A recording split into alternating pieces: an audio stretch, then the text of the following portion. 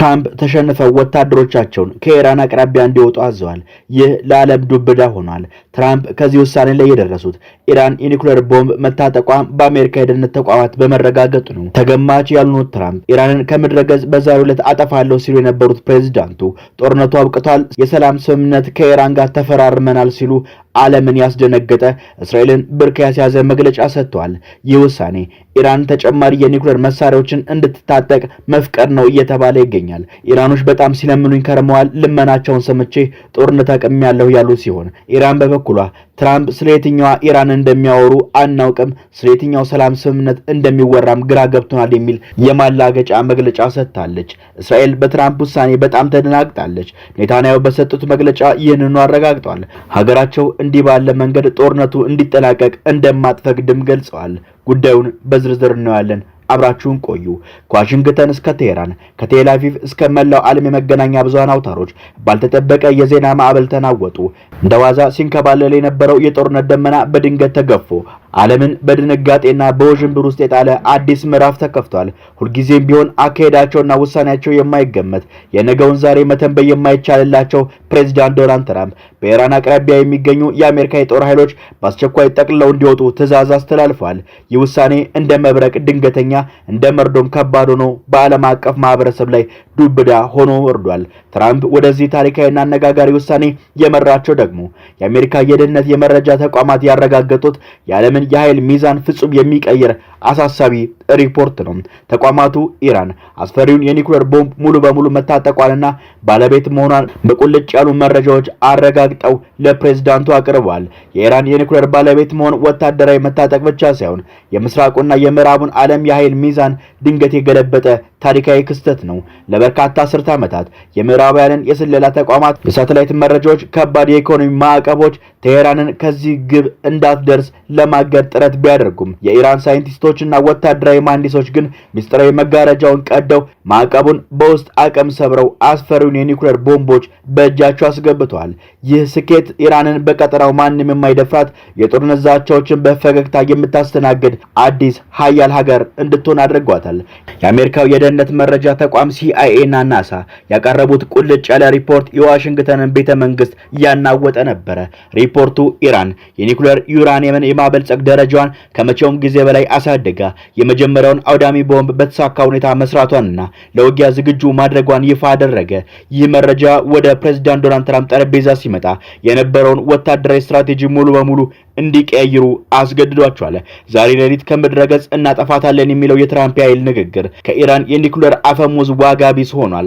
ምክንያቱም በኢራን ላይ የሚሰነዘር ማንኛውም ጥቃት የአሜሪካን የጦር ሰፈሮችና ቀጠናዊ ወዳጆቿን በአንድ ጀንበር ወደ አመድነት የሚቀየር አጸፋዊ የኒውክሌር ምላሽ ሊያስከትል እንደሚችል በውል ታውቋል።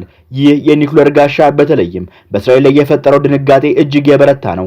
እስራኤል ለዓመታት የኢራንን የኒውክሌር ተቋማት በወታደራዊ ኃይል ለመምታት ስታቅድና ስትዝት የነበረ ቢሆንም አሁን ግን የቴህራን ቦምብ መታጠቅ የቴል አቪቭን ሰማይ የዘላለም ስጋት አጥልቶበታል። የኢራን የኒውክሌር ባለቤት መሆን ማለት የአሜሪካን የጦር ኃይሎች ከአካባቢው እንዲሸሹና ዋሽንግተን የሰላም ስምምነት ፍለጋ እንድትንበረከክ ያደረገ የቀጠናውን ፖለቲካዊና ወታደራዊ ገጽታ ለዘላለም የቀየረ ትልቅ መብረቅ ነው። በቁጣና በዛቻ ስሜት ተሞልተው ኢራንን ዛሬ ሌሊት ከምድረገጽ እናጠፋለን እያሉ ሲደነፉ የጦርነት ነጋሪት ሲጎስሙ የከረሙት ትራምፕ ፊታቸውን ከ180 ዲግሪ አዙረው ዓለምን ያስደነገጠ የቅርብ ወዳጆቻቸውን እስራኤልን ደግሞ ብርክ ያስያዘ መግለጫ ሰጥተዋል። ትራምፕ በሰጡት መግለጫ ጦርነቱ ፍጻሜ ማግኘቱንና ከኢራን ጋር የሰላም ስምምነት መፈረሙን ይፋ አድርገዋል። ኢራኖች ረጅም ጊዜ በጣም ሲለምኑኝ ከርመዋል። እኔም ልመናቸውና ድምጻቸውን ሰምቼ ለሰላም እድል ለመስጠት ስል ጦርነቱን አስቆሚያለሁ ሲሉ በትዕቢትና በጀግንነት ስሜት ተናግረዋል። ነገር ግን የትራምፕን የሰላም አዋጅ በቴህራን በኩል ያስተናገደው የደስታ ሳይሆን የፌዝና የማላገጥ ነበር። የኢራን ባለስልጣናት በሰጡት ምላሽ ትራምፕ ስለየትኛው ኢራን እንደሚያወሩ አናውቅም፣ ስለየትኛው ሰላም ስምምነት እንደሚናገሩም ግራ ገብቶናል በማለት በፕሬዝዳንቱ ንግግር ላይ ያላቸው ንቀትና መሳለቅም ገልጸዋል። ይህ በእንዲህ እንዳለ በትራምፕ ያልተጠበቀ የሽንፈት ያህል የሚቆጠረው በየፈገግታ ውሳኔ እጅግ በጣም የተደናገጠችው እስራኤል ናት። የሀገሪቱ ጠቅላይ ሚኒስትር ቤንያሚን ኔታንያሁ በሰጡት አስቸኳይ ቁጣ በተሞላበት መግለጫ የሀገራቸውን ጥልቅ መደናገጥን ቁልጭ አድርገው አንጸባርቀዋል። ኔታንያሁ በዋሽንግተን የወሰደችውን እርምጃ አጥብቀው በማውገዝ ሀገራቸው እስራኤል ፍጹም እንዲህ ያለ መንገድ በጦርነት እንዲጠናቀቅ የኢራንን የኒውክሌር ስጋት በውል ሳይወገድ ዝም ብላ እንደማትመለከት ውሳኔውንም እንደማትፈቅደው በጽኑ አስታውቃለች። የአካባቢው ጂኦፖለቲካዊ አየር በአንድ ጀንበር ተቀይሮ የትራምፕ የሰላም ስምምነት ወሬና የኢራን ማላገጥ የእስራኤልን ቁጣ ቀስቅሶ ቀጠና ወደ ሌላ ያልታወቀ የጥርጣሬና የውጥረት ማዕበል ውስጥ ከቶታል። ዓለም የፖለቲካ ትኩሳት ጣሪያ በነካበትና በመካከለኛው ምስራቅ ሰማይ ስር የጦርነት ነጋሪት በሚጎሰምበት በዚህ አስፈሪ ምሽት ማንም ሊገምተው የማይችለውና መላው ምድር በድንጋጤ ያፈዘዘ ዱብዳ ከዋሽንግተን ተሰማ። በኢራን አቅራቢያ የሚገኙ ስልታዊ የባህር መሽመጦች ላይ ተደቅነው የነበሩት የአሜሪካ የጦር መርከቦች ግዙፍ ወታደራዊ ኃይሎች በአስቸኳይ ወደ ኋላ እንዲያፈገፍጉ የተሰጠው ትዕዛዝ እንደ ክረምት መብረቅ ሰማዩን ቀዶ የወረደ ድንገተኛ ክስተት ነበረ። ዶናልድ ትራምፕ ከዚህ ታሪካዊና መላው ዓለምን ባረጋጋ ውሳኔ ላይ የደረሱት የሀገሪቱ የደህንነት ስለላ ተቋማት ኢራን ታጣቂ መሆኗን የሚያረጋግጥና የደረሰችበትን የቴክኖሎጂ ምጥቀትም የሚያሳይ እጅግ ምስጢራዊ ሰነድ ባቀረቡበት ቅጽበት ነው። ተገማችነታቸው እንደ አየር ንብረት የሚቀያየረውና በማንኛውም ቅጽበት ውሳኔያቸውን የሚገለባብጡት ትራምፕ ገና ትላንት ምሽት ኢራንን ዛሬ ሌሊት ከምድረ ገጽ ሙሉ በሙሉ እናጠፋለን ያሉት ዛቻ በትምክትና የኩራት ናዳ ሲያወርዱ ከከረሙ በኋላ ዛሬ ግን ቃናቸው ሙሉ በሙሉ ቀይረው ጦርነቱ ማክተሙንና ከቴህራን ጋር ታላቅ የሰላም ስምምነት መፈረሙን ሲያበስሩ የዓለም አቀፉ ማህበረሰብ ትንፋሽ ተሰበሰበ። ታሪካዊቷ የእስራኤል ምድር በብርክና በከፍተኛ ድንጋጤ ተውጣለች። ኢራን እስካሁን በማንኛውም ስምምነት ላይ የመጨረሻ ውሳኔ አላሳለፈችም። እየተወራ ያለው ነገር ግን ተራ ግምት ነው ብለዋል።